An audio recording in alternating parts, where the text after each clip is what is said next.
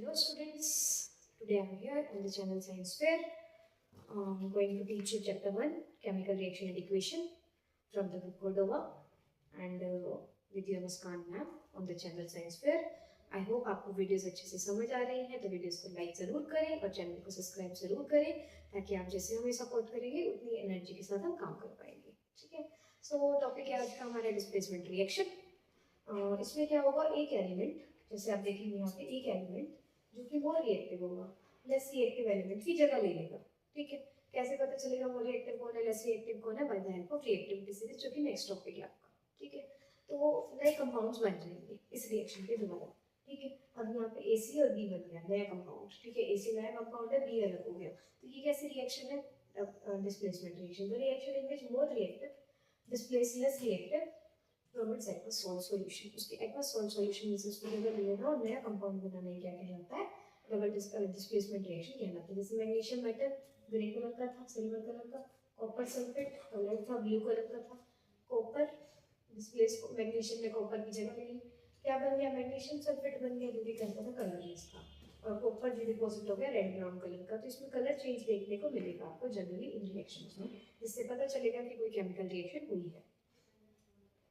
कुछ एग्जांपल दिए हैं आपको, इसको नीचे करेंगे। कॉपर सल्फेट ब्लू कलर का मैग्नीशियम के साथ रिएक्ट करा है, मैग्नीशियम सल्फेट बन गया कलरलेस। तो कलर चेंज देखने को मिलता है, प्रेसिपिटेट फॉर्मेशन देखने को मिलता है। ये रिएक्शंस रिडॉक्स रिएक्शन ही होती है। एक्टिविटी सीरीज दी है आपको, इसमें क्या बताया कि ये सीरीज वो सीरीज होती है क्लास जिसमें आपको पता चलेगा कौन सा मेटल ज्यादा रिएक्टिव है, कौन सा मेटल लेस रिएक्टिव है। ठीक है, तो इससे आपको पता चल जाता है कि कौन ज्यादा रिएक्टिव है, कौन कम रिएक्टिव है। तो इसमें एक आपको अरेंजमेंट दी है, ये अरेंजमेंट है वर्टिकली ऑर्डर वाइज, जो डिक्रीजिंग ऑर्डर वाइज है, ऊपर ज्यादा रिएक्टिव है नीचे कम रिएक्टिव है। इसी सीरीज को क्या बोला गया? रिएक्टिविटी सीरीज बोला गया है।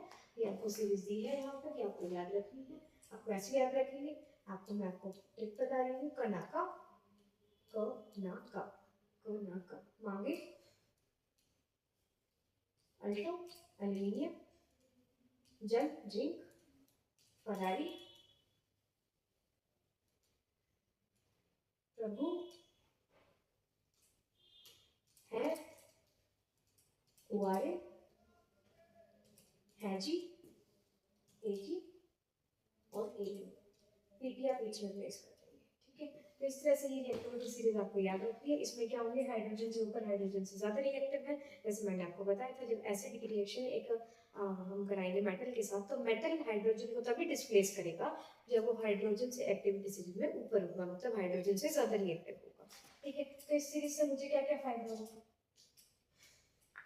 जो मेटल है वो टॉप पे है वो हाई रिएक्टिव, जो नीचे है वो लो रिएक्टिव। जो टॉप पे है वो जो नीचे है वो लेस रिएक्टिव है। ठीक है, प्लेटिनियम लीस्ट रिएक्टिव है, प्लेटिनियम को व्हाइट गोल्ड में कहा जाता है।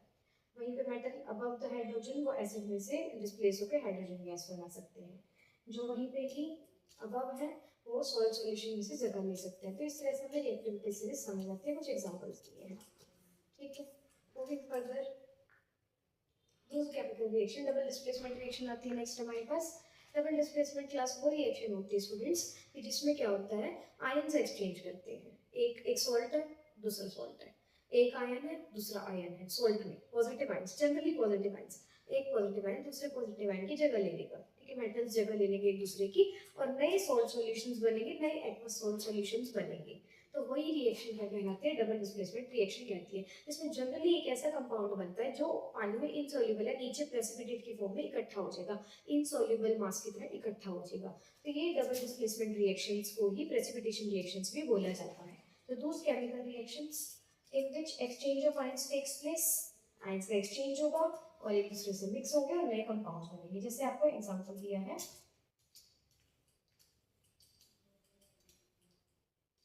यहाँ देखिए बेरियम क्लोराइड सोडियम सल्फेट के साथ रिएक्ट कर रहा है, बेरियम सल्फेट बन रहा है, सोडियम क्लोराइड बन रहा है। कैसे कलर का पीपीटी है? व्हाइट कलर का पीपीटी है। व्हाइट कलर का बनता है ये प्रेसिपिटेट को डाउन एरो से दिखाया जाता है। नेक्स्ट आपको कुछ और एग्जांपल दिए, सिल्वर नाइट्रेट सोडियम क्लोराइड के साथ सिल्वर क्लोराइड बनेगा, व्हाइट कलर का पीपीटी। जितने भी आपको ये कलर्स की रिएक्शन दी गई है डबल डिस्प्लेसमेंट में, ये आपको जरूर याद रखनी है बिकॉज इनका यूज है। क्या यूज है? आप जब सीबीएसई में, स्पेशली सीबीएसई में बोर्ड्स के क्वेश्चंस आएंगे, ये स्टडी बेस्ड क्वेश्चंस आएंगे, उसमें एबीसी कंपाउंड देंगे, वो एक दूसरे के साथ रिएक्ट करेंगे, कुछ कलर्ड कंपाउंड्स बनेंगे, तो उनका आइडेंटिफिकेशन आप by the help of colours ही कर पाएंगे। जो भी कुछ ही कंपाउंड्स हैं जो आपको कलर्स याद रखने हैं, ठीक है। अलग से उनका एक वीडियो भी बना देंगे। मूविंग फर्दर, जैसे कि कॉपर सल्फेट के सल्फाइड बन रहा है ब्लैक कलर का, लेड सल्फेट वाइट कलर का, बेरियम सल्फेट वाइट कलर का, एल्यूमिनियम हाइड्रोक्साइड बन रहा है, वहीं पे लेड आयोडाइड बन रहा है येलो कलर का पीपीटी। जितने भी ये कलर्स हैं आपको याद रखने हैं। नेक्स्ट है न्यूट्रलाइजेशन रिएक्शन। इसमें एसिड और बेस एक दूसरे के साथ रिएक्ट करके क्या बनाते हैं, सॉल्ट और वाटर बनाते हैं। और इसमें एसिड बेस के इफेक्ट को कम करता है, बेस एसिड के इफेक्ट को कम करता है। तो दो reactions in which both are react with each other and to forms salt and water. और इन केमिकल रिएक्शंस में देखेंगे एक्सोथर्मिक होंगे नेचर में, पीएच वैल्यू में चेंज देखने को मिलता है। जनरली जो सॉल्ट बनेंगे वो एसिडिक भी हो सकते हैं, बेसिक भी हो सकते हैं और न्यूट्रल भी हो सकते हैं। आपको कुछ यहाँ पे केमिकल रिएक्शंस न्यूट्रलाइजेशन के एग्जांपल्स दिए, जिसमें बेस में आपको हाइड्रोक्साइड मिलेगा, एसिड में जनरली H मिलेगा, रिएक्ट करके क्या बनेगा, सॉल्ट और वाटर। क्लियर है?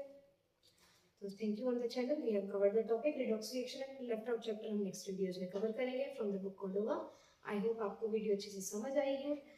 वीडियोस को अच्छे से दोबारा रिपीटेडली देखिए, प्रैक्टिस करें, चैनल को सपोर्ट करें, वीडियोस को लाइक करें। And the channel name is science fair. On the channel I am going to teach. I am here teaching 9th and 10th educational content from the NCERT also, from the Cordova book also. So with the Muskan ma'am, study with me science on the channel Science Fair. Thank you.